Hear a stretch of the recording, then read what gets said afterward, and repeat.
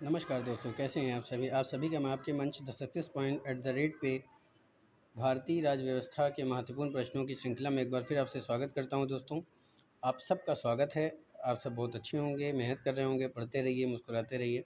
मेरी ईश्वर से प्रार्थना है कि आप सबका सिलेक्शन हो। दोस्तों, ज़्यादा से ज़्यादा प्रश्नों को आप लगाने का प्रयास करें ताकि आप अपने लक्ष्यों तक जल्दी से जल्दी पहुँच सकें।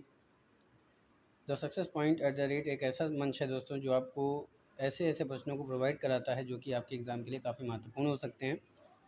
शुरू करने से पहले गुजारिश है कि इस वीडियो को ज़्यादा से ज़्यादा लोगों तक शेयर करें, ज़्यादा से ज़्यादा लोगों को जोड़ने का प्रयास करें दोस्तों, क्योंकि ये वीडियो जितने ज़्यादा व्यूज़ इसमें आएंगे दोस्तों, जितने ज़्यादा लोग देखेंगे उतना ज़्यादा हमारा मनोबल बढ़ता है, उतना ज़्यादा हम और अच्छा करने का प्रयास करते हैं। चलिए शुरू करते हैं शानदार महत्वपूर्ण प्रश्नों की श्रृंखला का आज का पहला प्रश्न। तो दोस्तों, आज का पहला प्रश्न क्या कह रहा है, आइए देखते हैं। तो आज का पहला प्रश्न है कि भारतीय संविधान, माफ़ कीजिएगा, पहला प्रश्न क्या कह रहा है कि भारतीय संविधान की प्रस्तावना में निम्नलिखित में से किस स्वतंत्रता का वर्णन नहीं है। प्रश्न क्या कह रहा है कि भारतीय संविधान की प्रस्तावना में निम्नलिखित में से किस स्वतंत्रता का वर्णन नहीं है। ऑप्शन क्या है, विचार की स्वतंत्रता, विचार प्रकट करने की स्वतंत्रता, विश्वास की स्वतंत्रता या फिर आर्थिक स्वतंत्रता। भारतीय संविधान की प्रस्तावना में विचार, अभिव्यक्ति, विश्वास, धर्म और उपासना की स्वतंत्रता का वर्णन तो किया गया है, लेकिन आर्थिक स्वतंत्रता का वर्णन क्या इसमें नहीं किया गया है। तो वही पूछा है कि भारतीय संविधान की प्रस्तावना में किस स्वतंत्रता का वर्णन नहीं किया गया है, तो आर्थिक स्वतंत्रता का इसमें वर्णन नहीं किया गया है। तो आपके ऑप्शन क्या हो जाएंगे प्यारे दोस्तों, डी। तो D is the right answer for this question. अगला प्रश्न, निम्नलिखित में से कौन सही नहीं है। आपके ऑप्शन है, सामाजिक समानता संविधान में प्रत्यभूत है, देश में सामाजिक समानता पहले से ही विद्यमान थी, सामाजिक समानता संविधान में प्रत्यभूत है, उपर्युक्त में से कोई नहीं।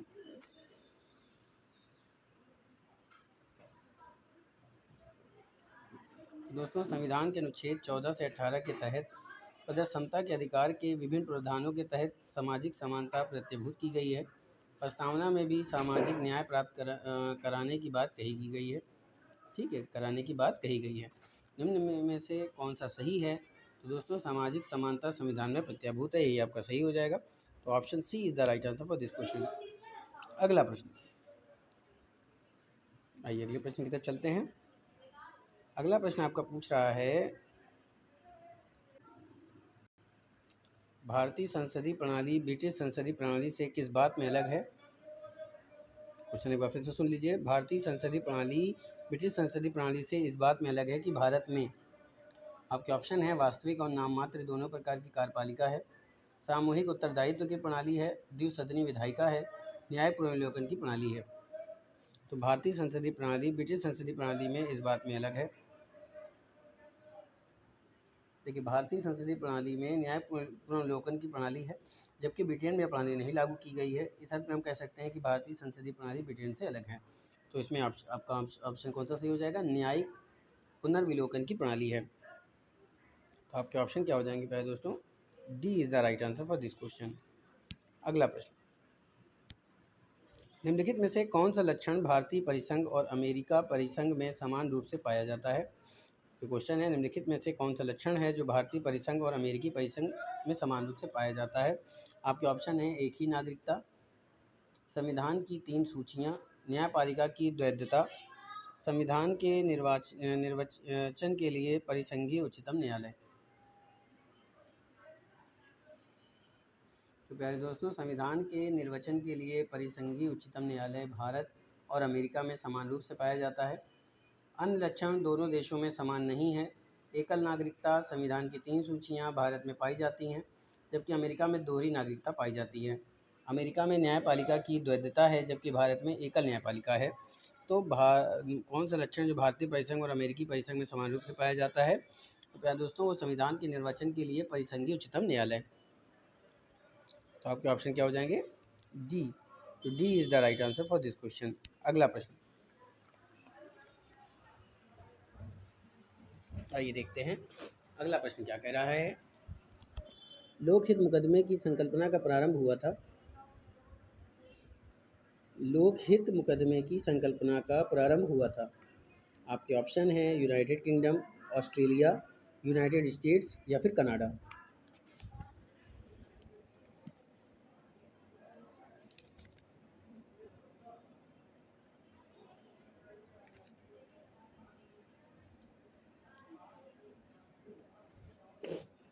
तो दोस्तों लोकहित मुकदमे का प्रारंभ 1960 के दशक में संयुक्त राष्ट्र अमेरिका से हुआ था।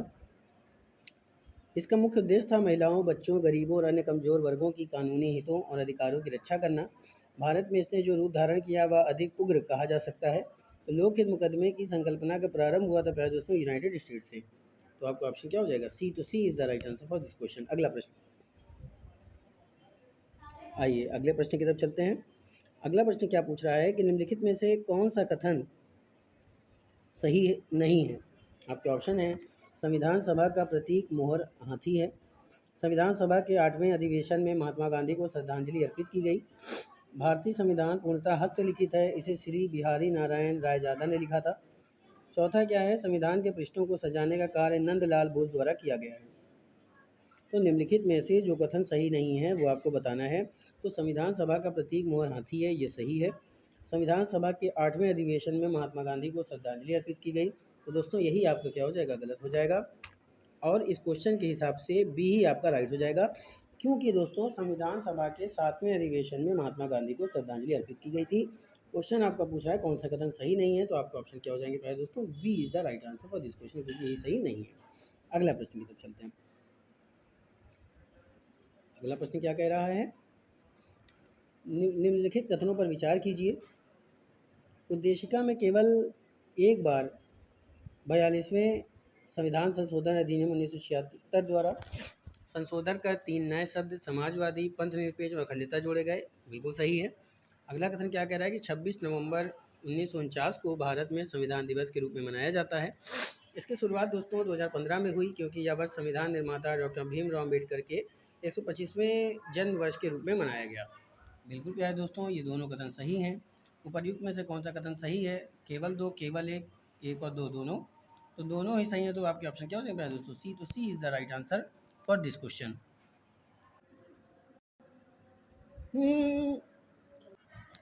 तो दोस्तों निम्नलिखित कथनों पर विचार करना है। पहला क्या, उद्देशिका में केवल एक बार 42वें संविधान संशोधन अधिनियम 1976 द्वारा संशोधन कर 3 नए शब्द समाजवादी, पंथनिरपेक्ष, अखंडता शब्द जोड़े गए हैं, ये कथन बिल्कुल सही है दोस्तों। अगला कथन क्या कह रहा है? 26 नवंबर 1949 को भारत में संविधान दिवस के रूप में मनाया जाता है। इसकी शुरुआत 2015 में हुई, क्योंकि यह वर्ष संविधान निर्माता डॉक्टर भीमराव अम्बेडकर के 125वें जन्मदिन के रूप में मनाया जाता है, यानी जन्म वर्ष यानी बर्थडे के रूप में मनाया जाता है। कौन सा कथन सही है? तो दोनों सही हैं दोस्तों, पहला दूसरा दोनों कथन सही है। कहाँ पे दिया हुआ? सी पे। तो C is the right answer for this question. अगले प्रश्न की तरफ चलते हैं। निम्नलिखित में से कौन प्रारूप समिति का सदस्य नहीं था प्यारे दोस्तों? बात समझ में आ रही है? निम्नलिखित में से कौन प्रारूप समिति का सदस्य नहीं था? आपके ऑप्शन हैं, डॉक्टर भीमराव अम्बेडकर, श्री राजगोपालाचारी, सैयद मोहम्मद सादुल्ला, महात्मा गांधी।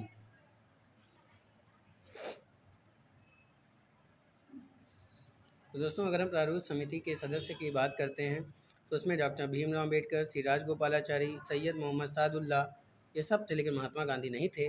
तो सदस्य नहीं था पूछा है, तो D is the right answer for this question. Comment में करके बताइएगा प्रारूप समिति में कितने सदस्यों ने हस्ताक्षर किया था। चलिए आगे चलते हैं। अगला प्रश्न क्या है कि निम्नलिखित में से कौन सा कथन सही है? आपके ऑप्शन हैं, अमेरिका में सरकार की संघीय प्रणाली है, भारत में सरकार की संघीय और एकात्मक दोनों प्रकार की प्रणाली है, फ्रांस में सरकार की संघीय प्रणाली है, पाकिस्तान में प्रधानमंत्री की नियुक्ति वहाँ की जनता के द्वारा की जाती है। आपको बताना है कि कौन सा कथन सही है।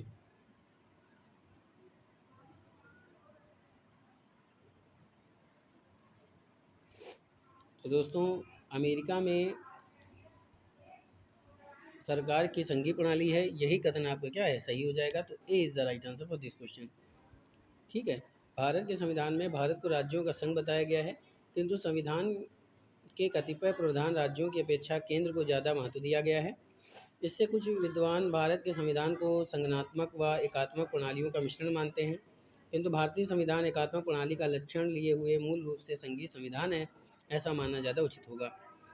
चलिए आगे प्रश्न की तरफ चलते हैं। अगला प्रश्न कह रहा है कि राज्यसभा के गठन में प्रतिभा, अनुभव एवं सेवा को प्रतिनिधित्व देने में भारतीय संविधान निर्माता निम्नलिखित उदाहरण से प्रभावित हुए थे। आपके ऑप्शन हैं, आयरिश गणतंत्र, कनाडा, संयुक्त राज्य अमेरिका और ऑस्ट्रेलिया। पहले तो आपको ये बता दें दोस्तों कि आयरिश जो गणतंत्र है उसी को क्या कहा जाता है, आयरलैंड। याद रखिएगा दोस्तों, आयरिश गणतंत्र को ही आयरलैंड के नाम से जाना जाता है। तो भारतीय संविधान निर्माता जिस प्रतिभा, अनुभव, सेवा को प्रतिनिधित्व देने में प्रभावित हुए थे वो कौन था, आयरिश गणतंत्र था। तो आपके ऑप्शन क्या हो जाएंगे दोस्तों, ए। तो A is the right answer for this question. अगला प्रश्न। अगले प्रश्न की तरफ बढ़ने से पहले आप सबसे गुजारिश है कि अगर आप मेरे चैनल में नए विजिटर हैं तो आप मेरे चैनल को सब्सक्राइब करें, बेल आइकन ऑन करना ना भूलें ताकि आपको नोटिफिकेशन मिलती रहे। ज़्यादा से ज़्यादा लोगों तक शेयर करें, लाइक करें दोस्तों। बड़ी मेहनत के साथ इस वीडियो को आप लोग के लिए तैयार किया जाता है। हमारा उद्देश्य है आपकी सफलता दोस्तों, आपकी सफलता यानी कि आपको आपके लक्ष्य तक पहुंचाना हमारी जिम्मेदारी है दोस्तों। ज़्यादा से ज़्यादा लोगों तक जुड़ने का प्रयास करें दोस्तों, क्योंकि जितने ज़्यादा से ज़्यादा लोग जुड़ेंगे दोस्तों उतना हमारा भी मनोबल बढ़ेगा और आपका भी। चलिए शुरू करते हैं आगे के प्रश्नों को। तो भारत के संविधान के लक्षण, यानी सुमेलित करना है कि भारत के संविधान के लक्षण दिया हुआ है और एक देश से ग्रहित किया गया है, यानी कि जो लक्षण है वो किस देश से लिया गया है आपको सुमेलित करके बताना है। आइए देखते हैं।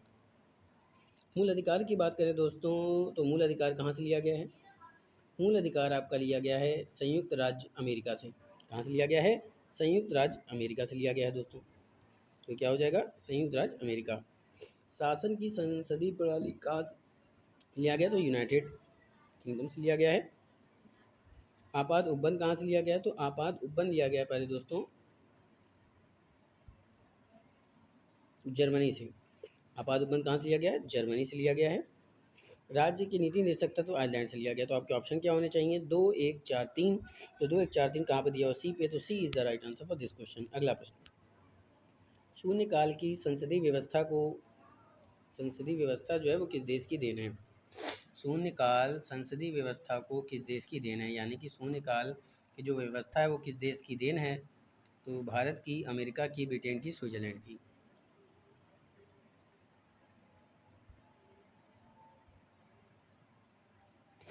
तो दोस्तों शून्यकाल की व्यवस्था जिस देश की देन है वो भारत की देन है। तो आपके ऑप्शन क्या हो जाएंगे, ए। तो A is the right answer for this question. अगला प्रश्न।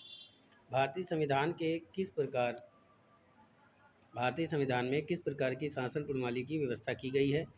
आपके ऑप्शन है लोकतंत्रात्मक, अध्यक्षात्मक, संसदात्मक और अर्ध लोकतंत्रात्मक। भारतीय संविधान में किस प्रकार की शासन प्रणाली की व्यवस्था की गई है। दोस्तों अगर आवाज़ समझ में ना आ रही हो तो आपसे मैं माफ़ी चाहता हूँ, क्योंकि मुझे थोड़ा सा जुकाम है, इसलिए थोड़ा सा दिक्कत हो सकती है। वैसे आवाज़ क्लियर ही आएगी। भारतीय संविधान में किस प्रकार की शासन प्रणाली की व्यवस्था की गई है। तो शासन प्रणाली सामान्यतः दो पद्धतियाँ होती हैं, संसदीय और अध्यक्षीय।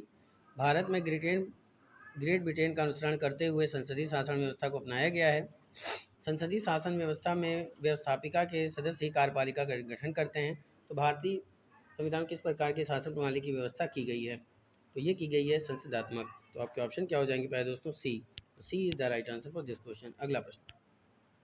भारत में राजनीतिक व्यवस्था के मूलभूत लक्षण हैं। संविधान यह एक लोकतांत्रिक गणतंत्र है। इसमें संसदात्मक रूप की सरकार है। सर्वोच्च सत्ता भारत की जनता में निहित है।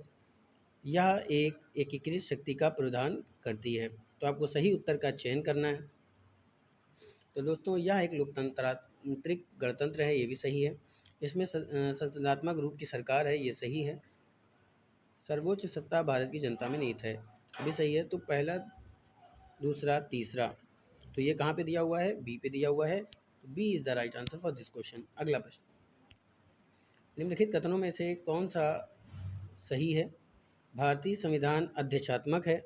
भारत एक नाम मात्र का राजतंत्र है। भारत एक कुलीन तंत्र है। भारत एक संसदात्मक प्रजातंत्र है। निम्नलिखित कथनों में से कौन सा सही है। तो दोस्तों भारत एक संसदात्मक प्रजातंत्र है। तो आपके ऑप्शन क्या हो जाएंगे, डी। तो D is the right answer for this question. अगला प्रश्न।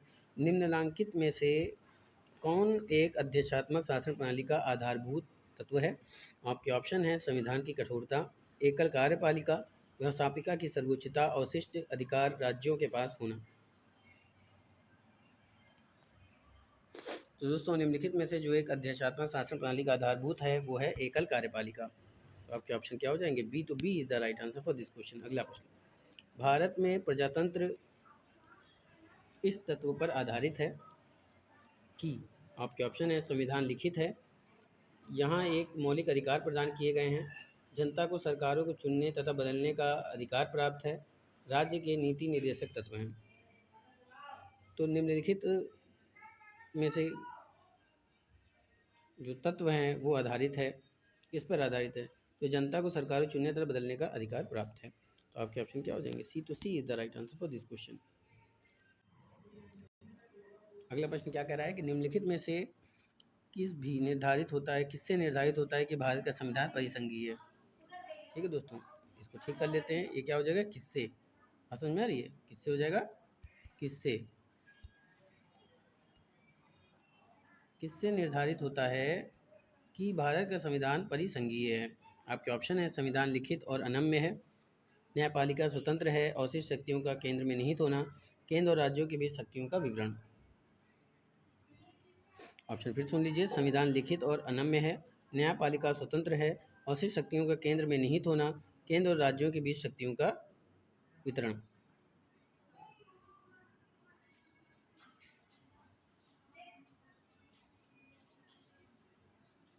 ये हो जाएगा केंद्र तथा राज्यों के बीच शक्तियों का वितरण। तो आपके ऑप्शन क्या हो जाएंगे? डी। तो D is the right answer for this question. अगला प्रश्न,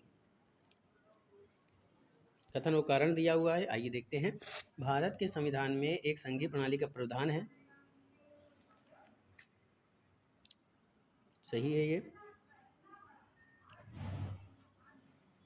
कारण क्या है कि उसमें एक महत्वपूर्ण शक्तिशाली केंद्र की रचना की है, यानी भारत के संविधान में एक संघीय प्रणाली की प्रावधान है और जो संविधान है उसने एक बहुत शक्तिशाली केंद्र की रचना की है। तो दोस्तों कथन और कारण तो सही है, लेकिन कारण क्या है? वो कारण क्या है कि कथन की व्याख्या नहीं करते हैं, सही स्पष्टीकरण नहीं करता है। तो आपके ऑप्शन क्या हो जाएंगे? बी। तो B is the right answer for this question. अगला प्रश्न, बहुत ही महत्वपूर्ण प्रश्नों की श्रृंखला है दोस्तों। ऐसे महत्वपूर्ण प्रश्न जब आपको the success point at the rate पे ही मिल सकता है। चलिए शुरू करते हैं। ये फ्री ऑफ कास्ट है। कथन क्या है कि राजनीतिक दल लोकतंत्र के जीवन रक्त हैं। अगला कारण क्या है? लोग खराब शासन के लिए सामान्य राजनीतिक दलों को कोसते हैं।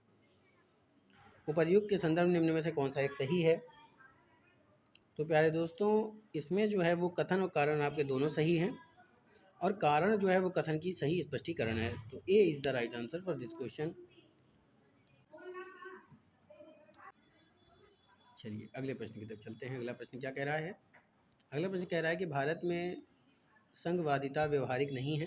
कारण क्या कह रहा है? कि भारत एक संघीय राज्य नहीं है। तो इसमें क्या हो जाएगा दोस्तों? भारत में संघवादिता व्यवहारिक नहीं है, ये गलत हो जाएगा। कारण क्या है? कि भारत एक संघीय राज्य नहीं है, बिल्कुल सही है।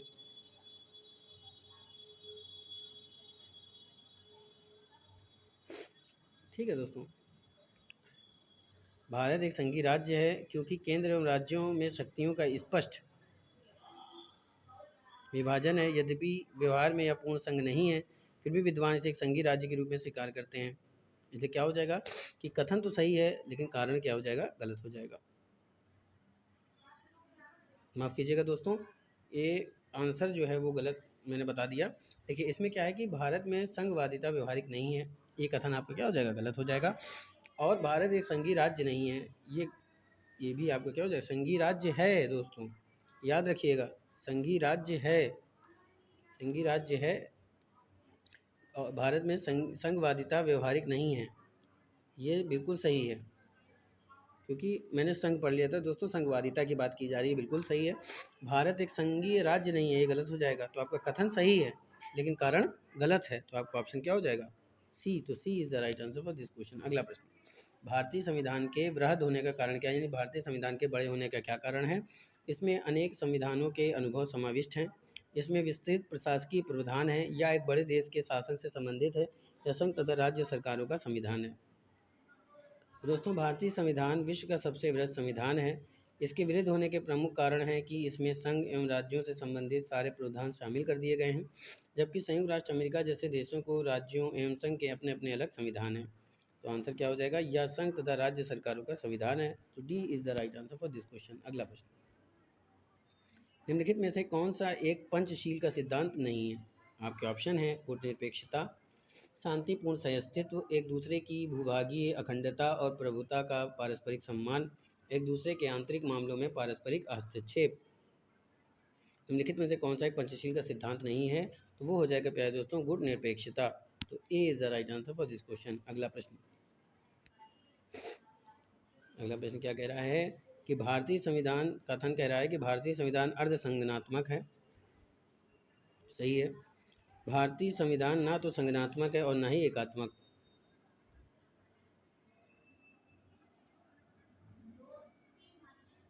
तो भारत के संविधान का वर्णन विभिन्न प्रकार से किया गया है।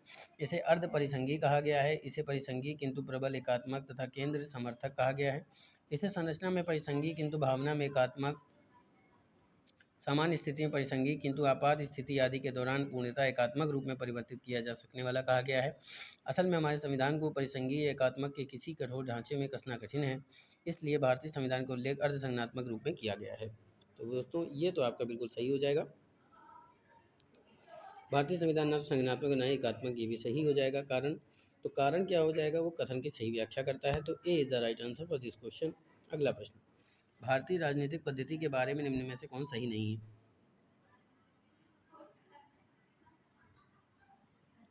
क्वेश्चन, धर्मनिरपेक्ष राज्य, संसदीय पद्धति की सरकार, संघीय नीति और राष्ट्रपतीय पद्धति की सरकार। तो दोस्तों भारतीय राजनीतिक पद्धति के बारे में जो कथन सही नहीं है वो ये है कि भारत में राष्ट्रपति पद्धति का नहीं बल्कि संसदीय पद्धति की सरकार है तथा यहाँ राष्ट्रपति शासन का औपचारिक प्रमुख होता है। तो भारतीय राजनीतिक पद्धति के बारे में कौन सा सही नहीं है कि राष्ट्रपति पद्धति की सरकार। तो आपके ऑप्शन क्या हो जाएंगे? डी। तो D is the right answer for this question. तो दोस्तों ये था आज का शानदार महत्वपूर्ण प्रश्नों की श्रृंखला। उम्मीद करता हूँ कि आपको पसंद आया होगा। लाजवाब सेशन था दोस्तों। तो दोस्तों मंजिलों से चलकर बेहतर मंजिलें तलाश कर, मिल जाए दरिया समंदर तलाश कर, यूँ तो टूट जाते हैं पत्थर की चोट से शीशे, पत्थर ही टूट जाते शीशा तलाश कर। तो अपनी मेहनत को इतने लगन के साथ करिए दोस्तों की सफलता शोर मचा दे। तो प्यारे दोस्तों मेरी ईश्वर से प्रार्थना है कि आप सबका सिलेक्शन हो। फिर मिलेंगे नए प्रश्नों के साथ, तब तक के लिए जय Hind, wish you all the best.